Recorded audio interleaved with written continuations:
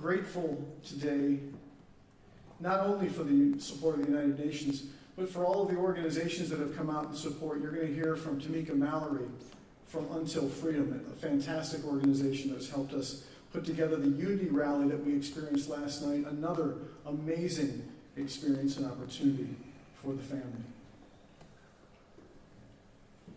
I want to also call upon the city leaders.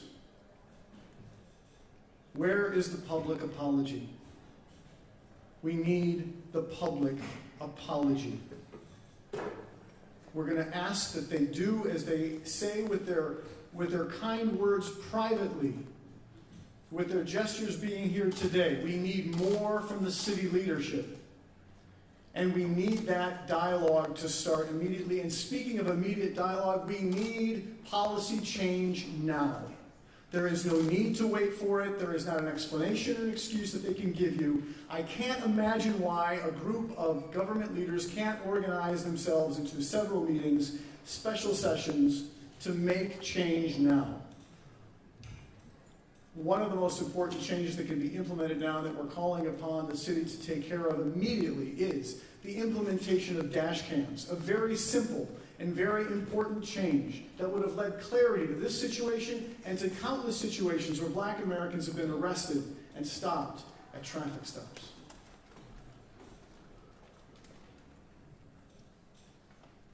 And finally, we want to keep our focus today on the family of Jayland Walker. I sat with Pam on the stage and she muttered to me, "Why did they take my son from me? Why did they take my son from me?" And as we continue to investigate and figure out exactly why the officers behaved the way they did, we are going to hold them accountable for every single bullet that they fired in this case. I've made a promise to Jayland in my own heart. I've made a promise to Jada out loud, and I made a promise to Pamela. But we're going to be here for them. And we thank you for being here for them too.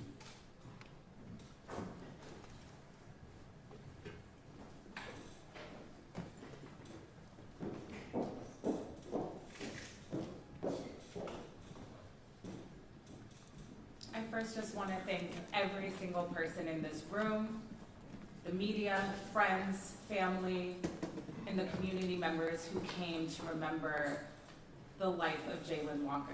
Thank you so much. You know, I'm a lawyer, but first I'm a Black woman. And this case hits hard because I have a younger brother who is Jayland's age. It could have been him. And me saying that and me knowing that is not okay. We need change. And when we talk about change, we're not talking about just this one incident. Jayland Walker is not just one incident. Jayland Walker represents a larger systemic issue that we know. And so, as Jayland was laid to rest today, and we had the opportunity to be with his friends and family and hear from his loved ones, I want everyone to remember that this cannot happen again. There cannot be another Pam Walker screaming, seeing her son.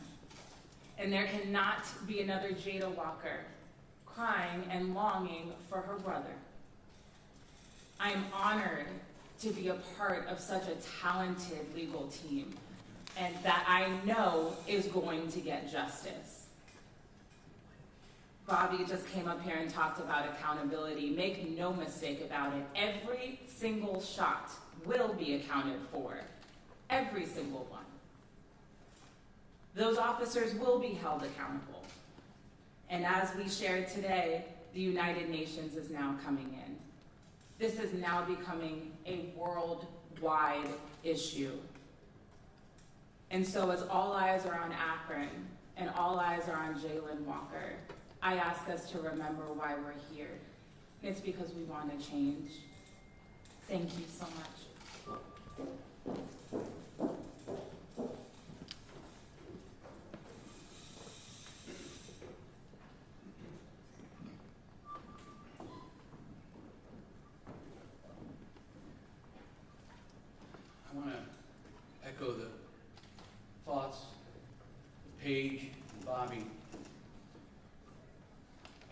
the tremendous honor of really getting to know the Walker family.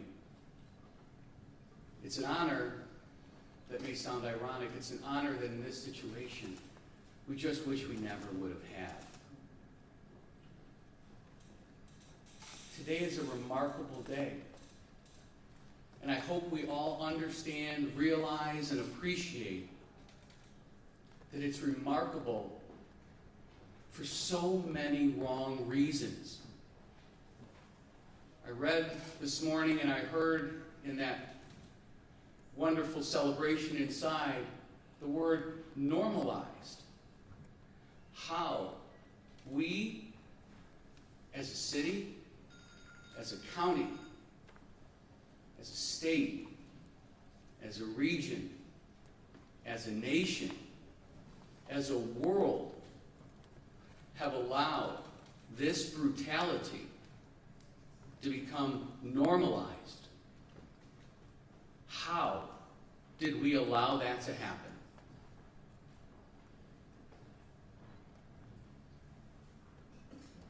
We need to have courage to make change.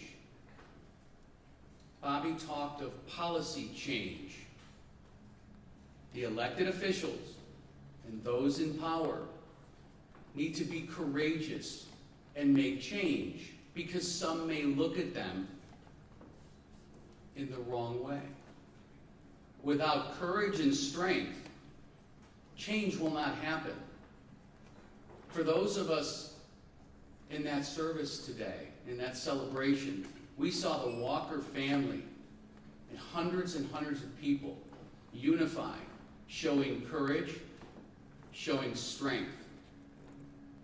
We need our voices to change what is happening here in our state, regionally, and nationally. We need to make sure that we patiently approach every step of the way. Demonstrations are helping. They're being nonviolent. They're voicing their grief, as we heard Pastor Robert DeJarnette speak of. We now need those who were responsible for Jayland's death to accept responsibility, show the courage, accept accountability, and make change so that we don't have any more remarkable days like this ever again. Thank you.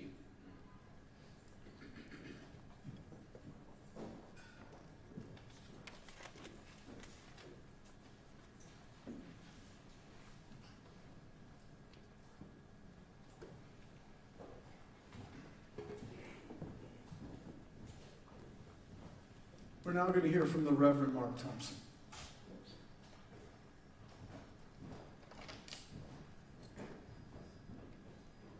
Thank you to Robert DiCello for inviting me to be here and to say a few words, and thankful to be here as a part of this very spiritual gathering today, the homegoing of our newest ancestor, Jayland Walker. Obviously, there is much more work that needs to be done, and I want to associate myself with all of the comments that have already been made. From a practical point of view, I had a conversation just a little while ago with the president of the Akron NAACP, who spoke at the Unity Gathering last night, and I said to her that when I lived in Washington, D.C., one of my titles several years ago was chair of the NAACP Police Task Force. And what we were able to do in Washington, D.C. is hopefully something that other branches and other organizations and these attorneys and other parts of the community can do in cities like Akron. In fact, in Washington, D.C., we were able to establish an Office of Civilian Complaint Review with subpoena power. We were able to get dash cams. So it can be done, but not without the courage the other speaker just mentioned and the eternal vigilance On the matter of nonviolence, since I've been here, I've heard that reiterated over and over again, and we all agree. And I think it is a matter of fact, over and over again, and we all agree. And I think it is a matter of fact that nonviolence has taken place here. I think I saw Jacob Blake Sr. walk in a moment ago, protesting nonviolently, but still manhandled violently by the police. So as we commit to nonviolence ourselves in this community, and those of us who are here to support this community, the police must do precisely the same and commit to nonviolence in the handling of all First Amendment demonstrators and in the handling of all who are here. Bobby mentioned an apology. What's interesting is the projection onto the community to practice nonviolence is coming sometimes from someone we just heard about yesterday. Yesterday in Washington, we had the January 6th hearings, and one of the individuals who perpetrated violence against the U.S. Capitol Police was man enough to go up to that U.S. Capitol Police officer after that hearing and apologize. That sets an example. People can be transformed, as all of the clergy here have said. That is very important. And so we hope the police will heed this, issue that apology, and change their approach. We stand with this community. This community will take the lead, and any of us who can support it will do so. Jayland Walker is a martyr, just for standing there and being a black man. He was pursued by the authorities and executed in the same way Jesus Christ was, in fact. That's not even much of a spiritual statement, that is a historical fact. And if the followers of Christ had been silent after his crucifixion at the hands of the state, we would not be where we are 2022 years today, removed from that.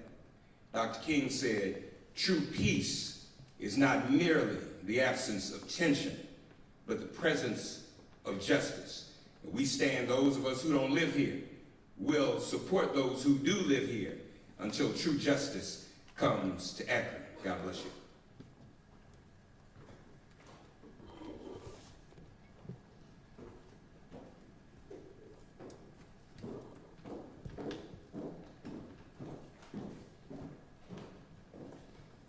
Tamika Danielle Mallory, co-founder of Until Freedom. While coming here to Akron, I was looking around at all of the businesses, looking at the buildings, and I did not notice one glass broken. I didn't notice windows down. I didn't notice boarding up to the windows. And I asked myself, why so much focus on calling on protesters who are 99.9% peaceful, as has been said? We say nonviolent, because we cannot walk through the streets chanting no justice, no peace. We have no justice and then call for peace. It does not make sense. We must have justice in order to have peace. So I'm not peaceful. And I know that people don't want to hear me say that, and it may get me in trouble, but I want to join the local organizers and activists in saying they did not start this. The violence came from the police. And we need to do, as Bishop Clark said today, reclaim the narrative. And that narrative should be arrest the cops. Lock up all the cops who are responsible for taking the life of a 25-year-old young man who was unarmed at the time that he was lynched in front of the entire world. That is what we should be saying. Yes, it is important to set the tone of nonviolence, as Dr. King has done, but what we must also acknowledge is, as I was watching videos over the last few days, and Reverend Mark Thompson mentioned Jacob Blake Sr. and what happened to him while he was here. I know Jacob Blake Sr. I know him very well. There's not a violent bone in his body. He was on the sidewalk, and yet he was attacked and brutalized by police officers in Akron. Breonna Taylor's aunt, attacked, arrested for no reason, because she was outside calling for justice after being traumatized from her niece being shot to death, sleep in her home.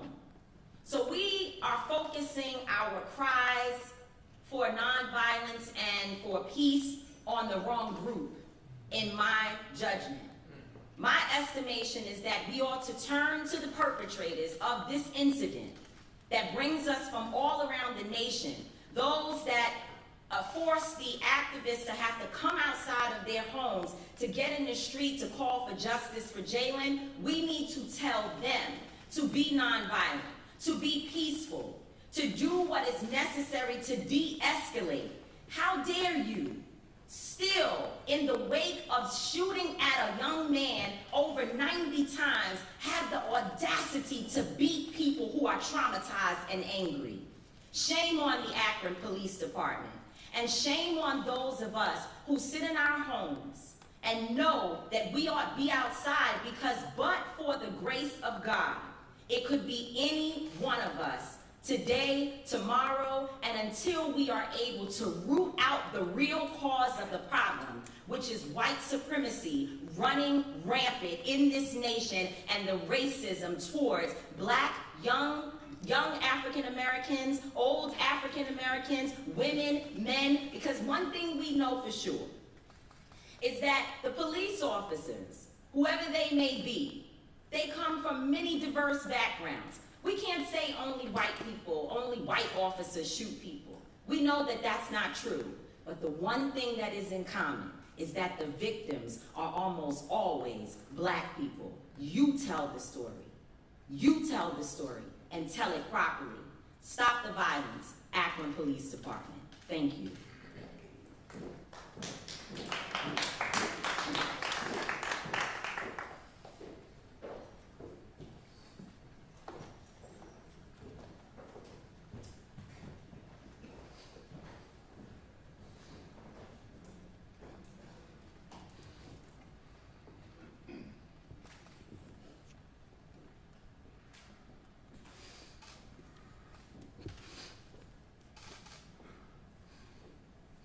My name is Jayland Walker, and I'm from Houston, Texas, and I'm married to my beautiful wife, Brittany Walker, and I have 2 girls.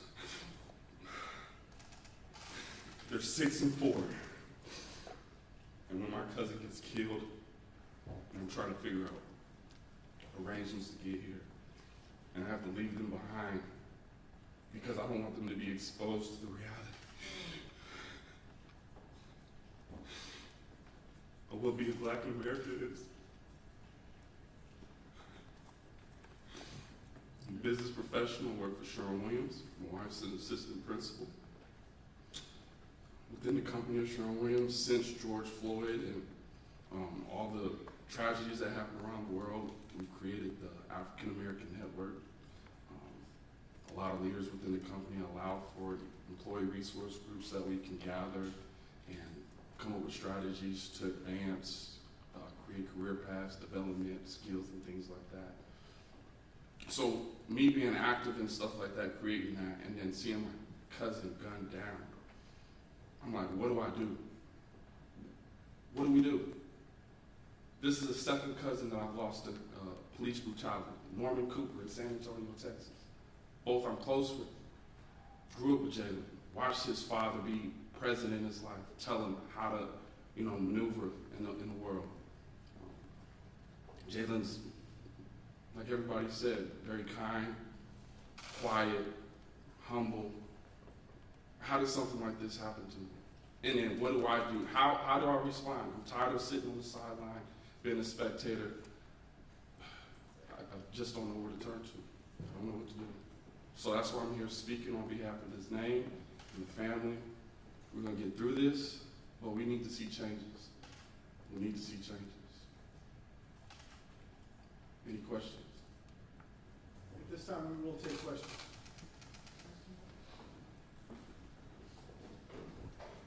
Have you had an opportunity, Harry Boomer, 19 News, Cleveland, have you had an opportunity to get any kind of statements from the 8 police officers? Have they given statements to the police chief or to the administration? And if so, what have they said about this incident? We have received no statements from the police, and to the extent that statements are an issue, what we understand is that the Ohio Bureau of Criminal Investigation has begun to take those statements, but we have no other information at this time. Yes? Can you give us an idea how the United Nations team will work, how many would come on the ground, what kind of interviews they would do, the process, the time frame, how does that all play out? So I asked that very question yesterday when I talked with the United Nations and got confirmation of this information. What we understand is that there's going to be a process where they elect the independent investigative experts, to review the matter. I imagine that the review will start at the conclusion of the publication of the Bureau of Criminal Investigations report. And at that point, they'll take their steps as they deem fit. I understand it's extremely bureaucratic, as many nations need to weigh in on exactly who's appointed. What type of access will they have to evidence and to the police officers? I'm sorry? What type of access will they have to evidence to police officers? I don't have any idea. Again, we'll learn more of that process as we go forward. What is the formal name of the UN group?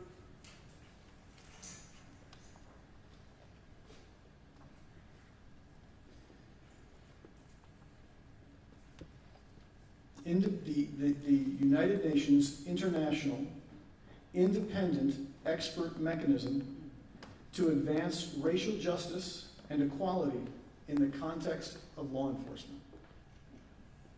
That's the entire title. You're going to have to, that's what I got. Yes. Okay. In regards to the police officers, do you know the names? And why have that information not been made available or public? So I'll answer it in reverse order. What we understand is that the chief refuses to publish those names because of alleged death threats. I've received death threats, okay? So I don't know why they are not releasing those names. Those names ought to be released. We would like that to happen. At this time, though, that's the decision they've made, and we know that BCI is going along with that. Any idea as to whether or not they were individually questioned separately at the time of the shooting, or if they were given time to give plausible reasons as to why this happened? So I've said this countless times, I'll say it again. We are very concerned about the way in which the police have handled the interview of these officers. First problem, they never did give statements at the scene in real time that we are aware of it as I speak to you right now, number one. Number two, they then had a press conference where they, in reverse order, showed horrible pictures of Jayland to frame him as a monster. And then number three, came up with a narrative that it was all his fault. As those same officers were at home doubtlessly watching the press conference that was given to the country. And so what we expect is going to happen is that they're all going to get their story to follow the narrative of that press conference. And we are going to drill down to the bottom of the sea to figure out exactly whether or not that is true. I don't know if you remember the 137 shots fired in the Cleveland area. Sure. Part of that resolution was that they could not determine which of the shots actually killed Timothy Russell and Melissa Williams and Timothy Russell. Are you going to go for that? Or are you going to? You said you want to make sure they hold the officers accountable for every bullet. The chief said that. What are you going to do to make sure? In the coming days, we're going to issue our formal proposals for how we feel the prosecution of these officers should go forward, and I'll reserve my comments at that point. Yes? Neil Fisher from 3 News. Has there been a private apology? You mentioned that you want a public apology with gestures. We've had conversations with the chief privately. He came and talked with the family privately. We understand that the mayor has reached out privately because Pastor Robert DeJarnette, who gave the funeral eulogy today, was actually working with the city on racial issues, and it was known as a known person in the city. He's a respected man of the community. And so they had the desire to speak to him privately and to the family privately, but they've never one time publicly led this community, just as Tamika said, to acknowledge their wrongdoing. And that needs to stop. They need to acknowledge their wrongdoing. An apology costs nothing. And you know what, for those who think that this might be a legal position that I'm taking, it's not. It's a human position. Just to say I'm sorry It's not much. Yes? Are there any calls for resignation of the police chief or any officials who are responsible for the potential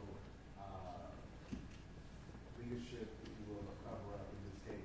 It's too early for us to know whether there's been cover-ups because we're doing our investigation as they are doing their investigation. And if we find there was any cover-up, oh yeah, we'll ask for everything that we possibly can to ensure that justice is served. Yes? Has there been a look into the training of these officers and the background of which they were hired? We don't know their names yet. So we're working on that. Yes? As if you're familiar with the BCI investigation process, my understanding is the report will then be given to prosecutors assigned, and that will be presented to a grand jury secretly with the prosecutor's discretion, and we see a lot of no bills. Are you anticipating, like, you know, getting around that hurdle of if the BCI report, whatever its conclusions are, that you have no idea what will get to a jury? This much I'll say, for the local county prosecutor to get their hands on that and handle the prosecution, we think right now would be the wrong approach. Again, we'll address our specific alternative process at the next press conference we're going to have, which we assume is coming in the next few days, where we can then talk about those next most important steps. But here's the point. Once BCI publishes its report, mark my words, they will be non-committal. They will issue no decision as to which side because it's political. They can't do that, and they won't do that. And then it'll be up for all of us to debate the facts of that report and for our firm to investigate, this team to investigate that report and make sure that every piece of it makes sense. As we are doing that, we will be also organizing our official positions shortly. Yes? I understand that there were 8 officers there that night. Did they all have on body cams? And if so, have you had the chance to see all of the footage? There were not 8, there were 13 officers. There were 10 total who used force, as far as we know. 2 used tasers, 8 used bullets. And did they all wear body cams? And if so, have you seen? To my understanding, 13 body cam videos have been made available by the city of Akron. Whether that's all the videos or not, we can't say at this time. Any questions for any other members of the team? Ms. Mallard, can you talk to the protesters who are frustrated? What do you suggest that they do now that Jayland Walker has been laid to rest? What are the next steps for local organizers? Well, I've not seen a case around this country where justice came without pressure. And I think that people need to stay organized and stay on the ground to make sure that they don't allow the narrative to be shifted to things that have nothing to do with this incident, but that they connect the cases around the country. I think that what Attorney White said is so important in terms of Jayland Walker not just being Jayland Walker at this point.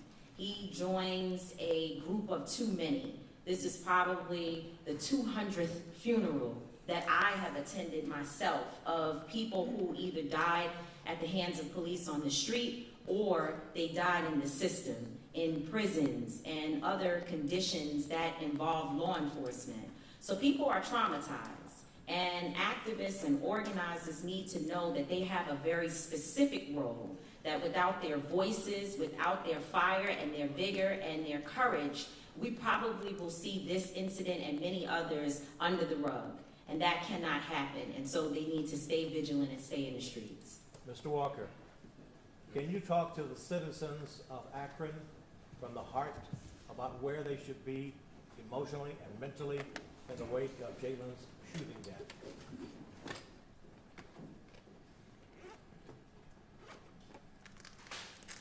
Mentally, you should be enraged, but focus that energy on productive things, nonviolent acts, to force change systemically.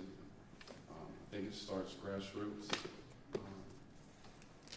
local lawmakers and policy makers, and then also the church.